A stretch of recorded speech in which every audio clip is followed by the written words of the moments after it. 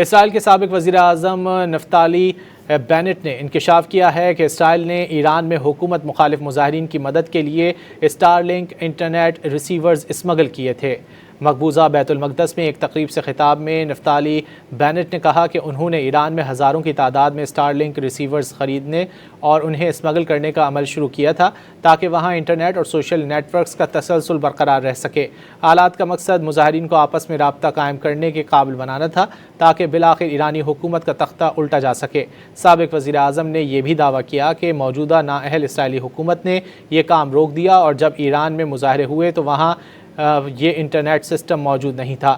ایران میں رواں برس جنوری کے پرتشدد مظاہروں میں 3000 سے زائد اموات ہوئی تھیں۔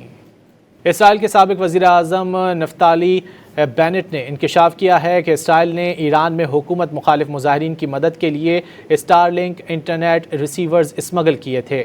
مقبوضہ بیت المقدس میں ایک تقریب سے خطاب میں نفتالی بینٹ نے کہا کہ انہوں نے ایران میں ہزاروں کی تعداد میں اسٹار لنک ریسیورز خریدنے اور انہیں اسمگل کرنے کا عمل شروع کیا تھا تاکہ وہاں انٹرنیٹ اور سوشل نیٹ ورکس کا تسلسل برقرار رہ سکے۔